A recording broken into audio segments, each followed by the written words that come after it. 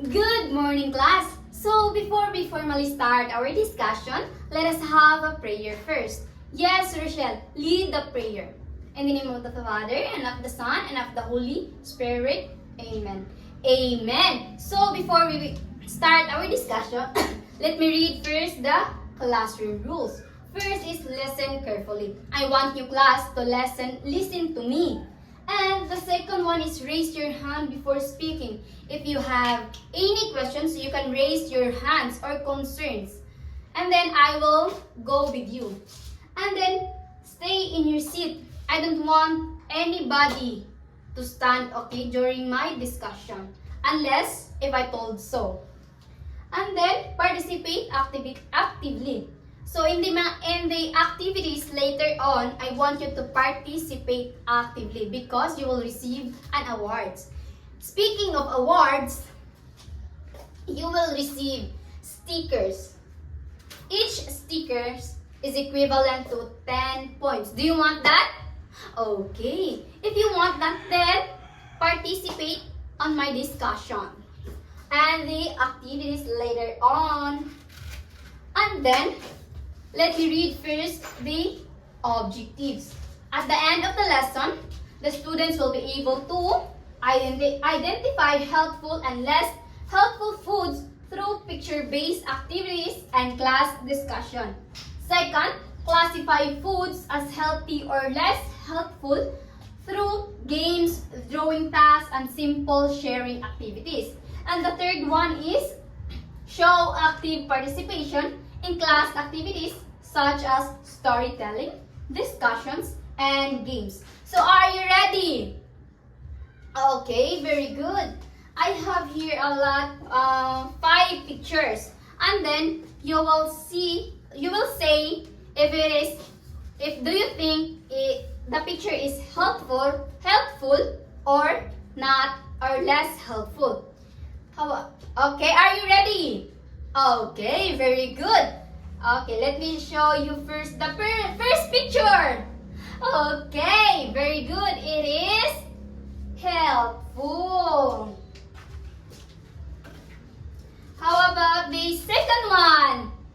Okay, very good. Again, it is helpful because carrots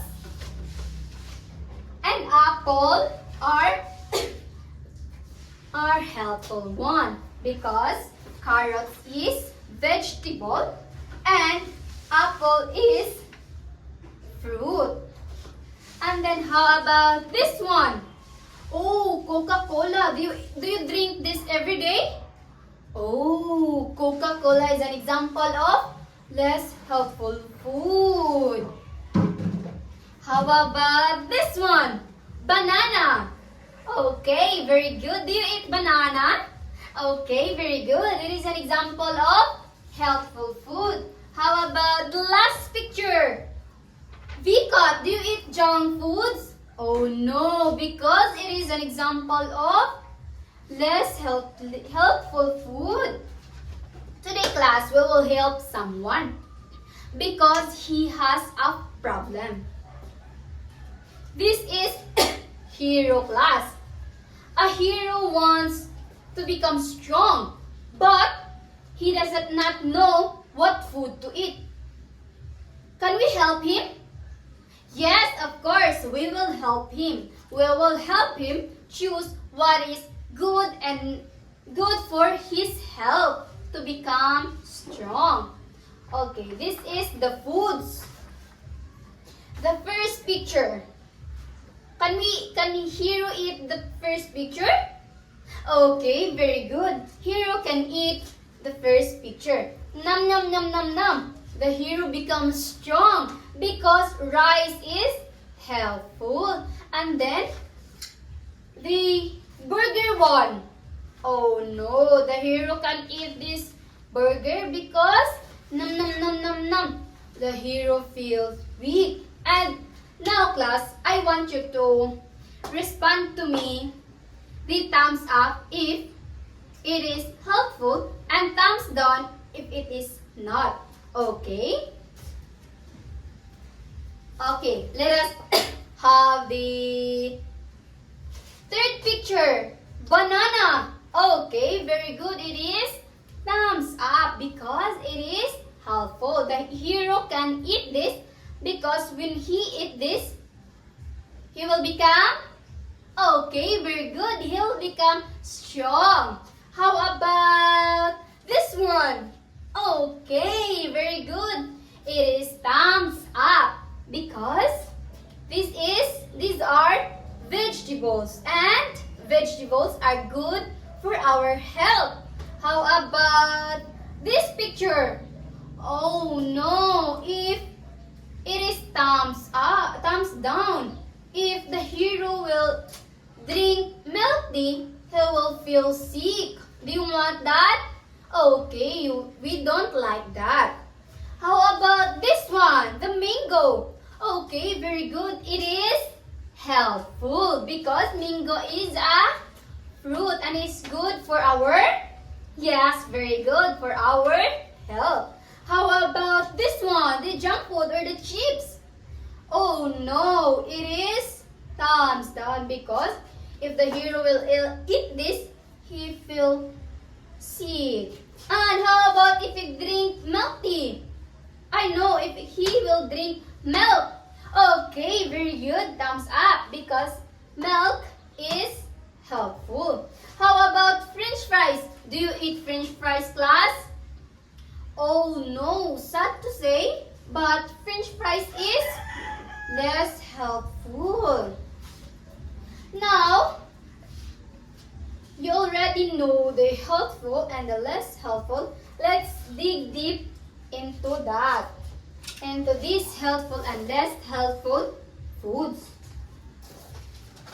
These are the helpful foods. If you eat fruits, vegetables, rice and fish, and drink water, you will feel great, strong, because helpful foods are helpful foods helps us grow strong bones and muscle. Do you want that, class? Do you want to become the hero or to become a hero that is strong bones and muscle? Okay, very good. We all want that. So, we need to eat healthy foods to become a hero too. And then protect us from sickness. Because helpful foods will fight the bacteria. Okay? And it will help us to become strong and healthy. And then give us energy to play, study and run. Do you want to play? Okay, if you want to play, study and run, eat the helpful foods because helpful foods are good in our health. Okay, give me some example of helpful foods. Okay, very good. Grapes. Grapes is an example of helpful foods too. Can you give me a more example, please? Yes, Rosella. Okay, very good. Oranges, because oranges are helpful too because they are fruits. They are example of fruits. And then let us say it together. Helpful foods makes me strong and active. Okay? Let's see it. Healthy foods makes me strong and active. One more time. Healthy foods makes me strong and active. However, there are also less helpful foods or unhealthy foods.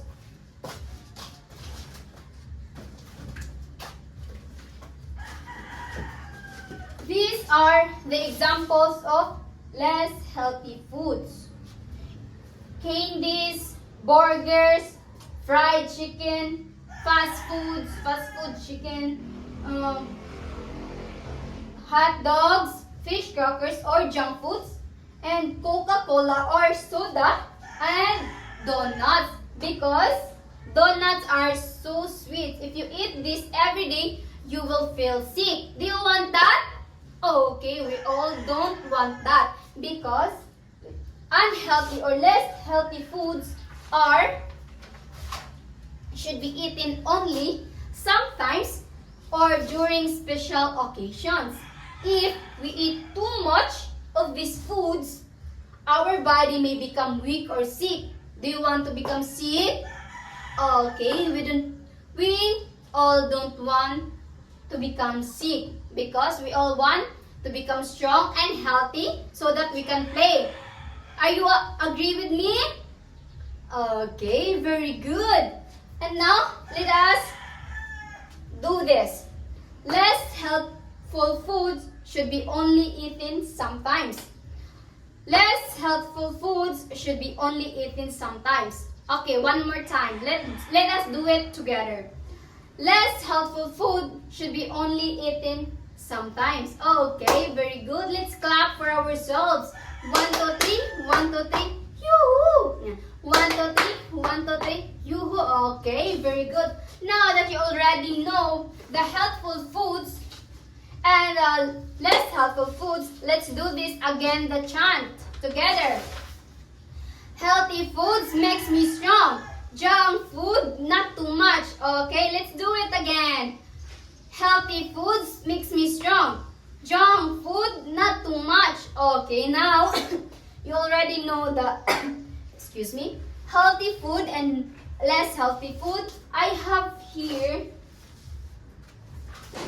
5 situations and you will tell me, you will react thumbs up if it is helpful and thumbs down if it is not or less helpful. Understand? Do you copy? Okay, very good. Let us have first the first situation. I drink soda every day. It is helpful. It is thumbs down or thumbs up? Yes, very good. It is thumbs down because soda is an example of unhealthy foods. How about the second situation? I drink water after playing. Do you drink water after playing, class? Okay, very good. It is thumbs up because it is helpful. How about I eat fruits like banana and mango? Do you eat banana or mango? Okay, very good. It is thumbs up because banana and mango are examples of fruits and it is good for our health and it makes us strong. How about this one? I eat chips for breakfast every day. Is it good or bad? Or is it helpful or not? Yes, very good. It is less helpful because chips are junk foods and junk foods are bad to our health. How about this one? I eat vegetables every day. Is it less helpful or helpful? Yes, very good. It is thumbs up because it is helpful. And that's all.